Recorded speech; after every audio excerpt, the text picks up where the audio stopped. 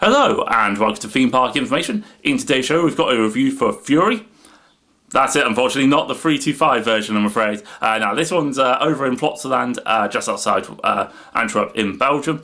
And I will be honest, I was really looking forward to this coaster and I was not left disappointed. It is such a fun, simple, enjoyable ride which fits in a really small footprint and is just perfect for so many parks out there. And I don't know how this isn't a more common and popular ride type, because it is fantastic.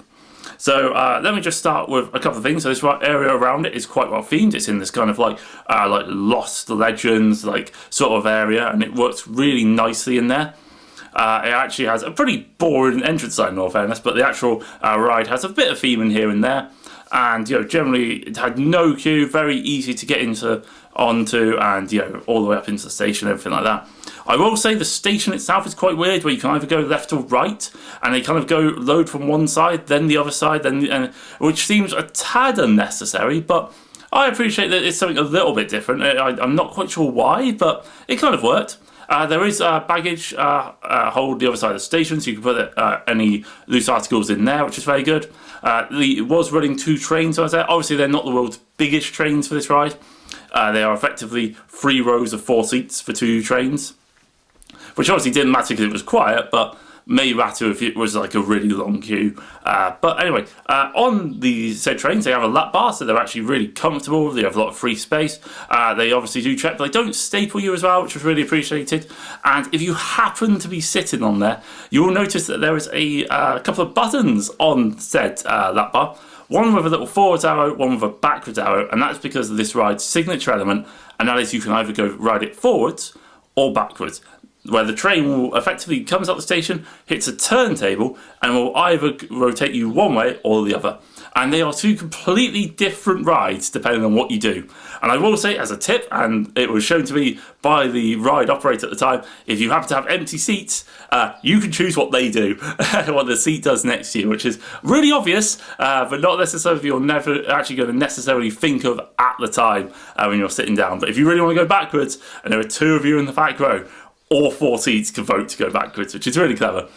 Anyway, I had 2 back row rides, 1 forward row. I will say the back row rides are immense.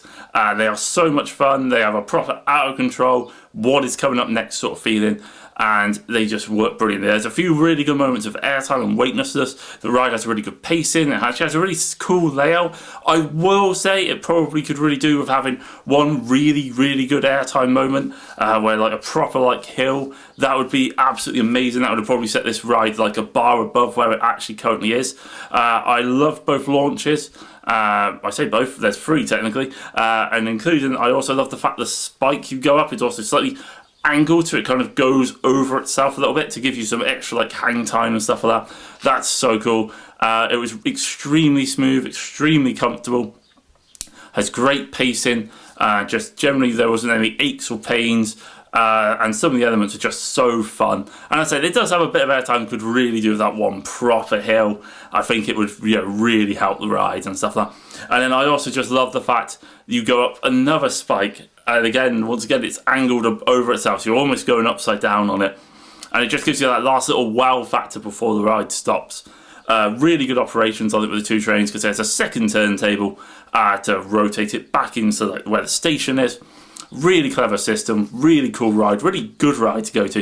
And as I said, it takes up such a small plot of land. How this is not at a park like Drayton Manor, Oakwood, for example. It's just, it just would work perfectly at those parks. I say, it didn't seem like it took lots of people to operate. I imagine maybe there's a few like issues with maintenance, stuff like that, where it has got a few moving components and stuff like that. But yeah, oh wow, what a great coaster. I say, obviously, not quite sure where it ranks at the moment. I'm not going to say it's anywhere mad, but it's possibly, it's probably somewhere maybe around like, my 50th favourite ride, maybe a rough sort of guess without going into loads of detail. But yeah, well worth going on and a great ride for this park. Hopefully they can continue adding really cool rides, because it was probably Egerland's a really cool place in general as well. Anyway, hopefully you enjoyed the video. Don't forget to like, comment and subscribe for more content. I'll catch you guys on the next one.